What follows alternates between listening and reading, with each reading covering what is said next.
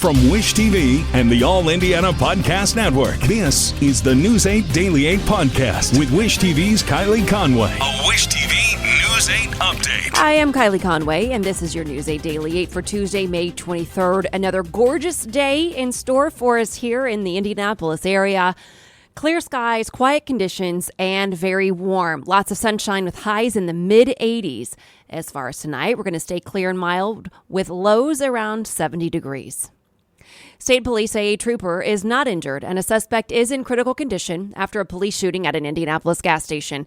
It happened just before 5 yesterday afternoon at a Speedway gas station on Brookville Road, just east of 465 on the east side. It started as a welfare check on Zachary Cyphers. Cyphers' family reported he was making delusional statements. State police say that officers found Cyphers behind the gas station, but he tried to fight them. Troopers tried to arrest him. Cyphers opened fire. One trooper returned fire, hitting him. ISP believes a gun recovered at the scene belonged to Cyphers. Investigators also say they're reviewing body camera video as part of the investigation.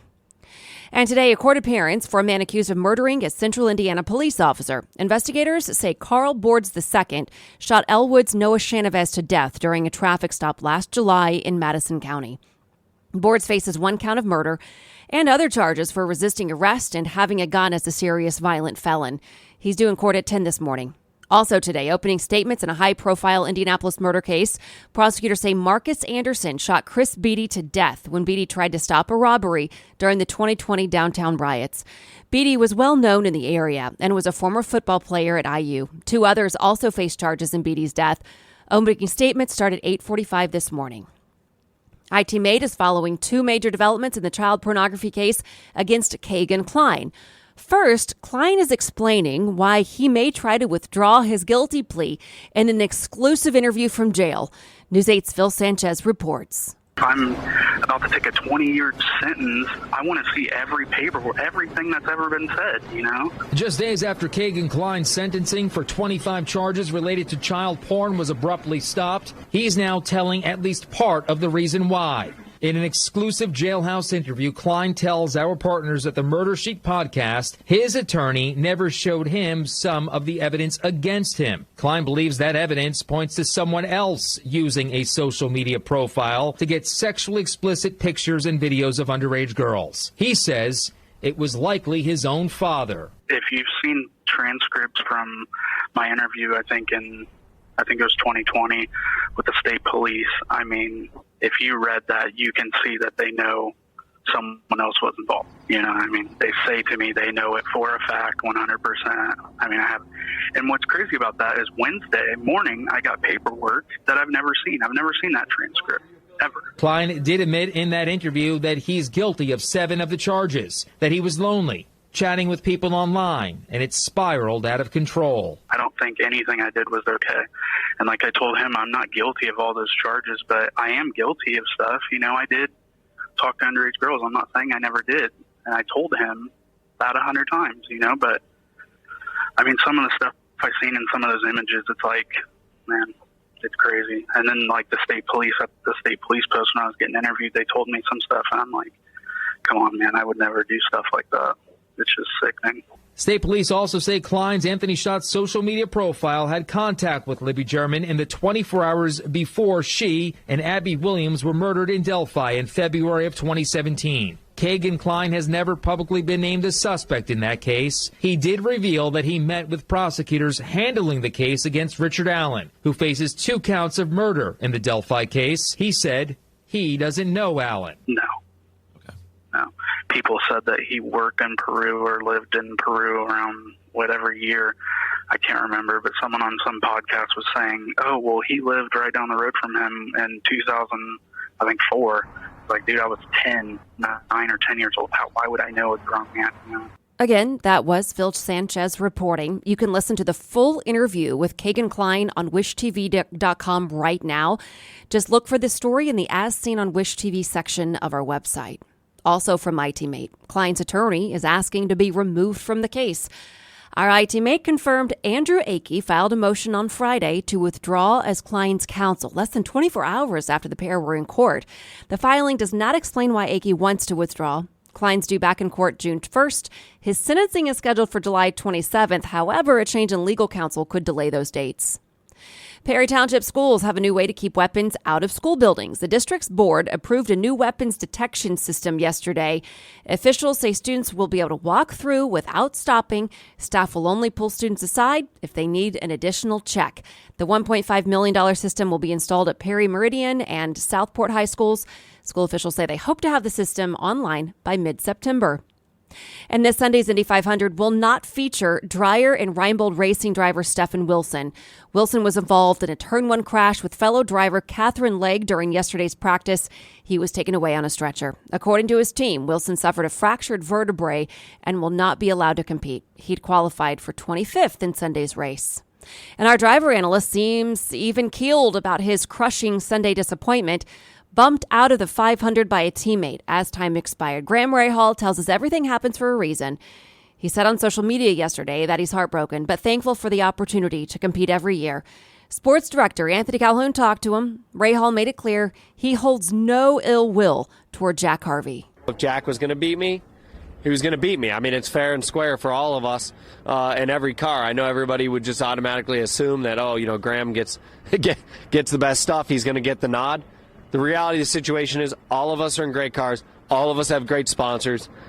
The best man or woman needs to get in, and it wasn't me. Rahal tells AC he'll be back next year with more motivation than ever. In the next several days, we'll see the drivers spending time away from the track, visiting with fans at events. Two-time winner Takuma Sato signed autographs and posed for pictures yesterday in the Garage Food Hall on Mass Ave. Sato will start in the 8th position on Sunday.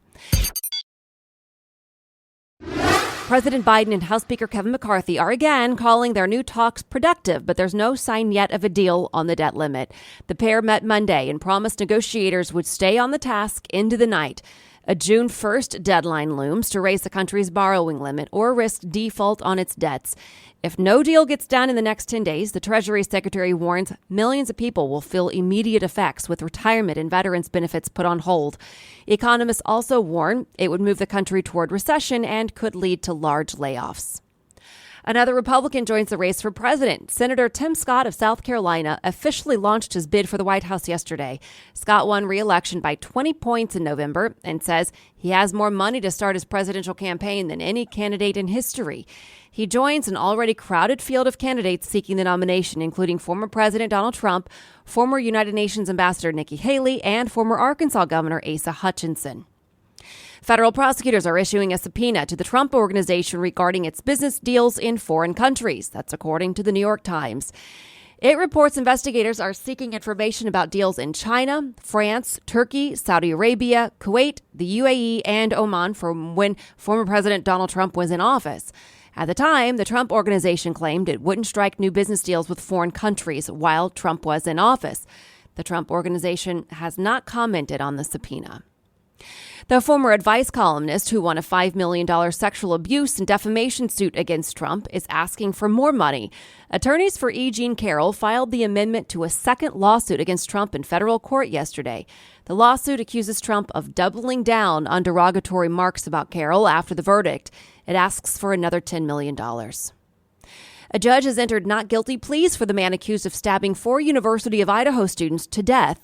Brian Kohberger appeared in court for his arraignment yesterday. He told the judge he understood all of the charges against him, but declined to enter pleas on his own behalf. Experts say it's uncommon but not unheard of for defendants to stand silent in criminal cases. Kohberger is charged with burglary and 4 counts of murder for the November 2022 killings. Prosecutors have 60 days to announce whether they'll seek the death penalty. The trial is scheduled to begin October 2nd. TikTok is asking a court to overturn Montana's ban on the app. The company filed a federal lawsuit yesterday. It argues the law is unconstitutional violation of free speech based on what TikTok calls unfounded speculation that the Chinese government could access the data of users. The suit also argues that the state of Montana does not have authority to take actions on national security matters. The state's TikTok ban is slated to take effect January 1st. And to business headlines, Rocket Mortgage rolled out a conventional 1% down home loan program. Rocket's new product comes on the heels of rival United Wholesale Mortgage rolling out a similar program.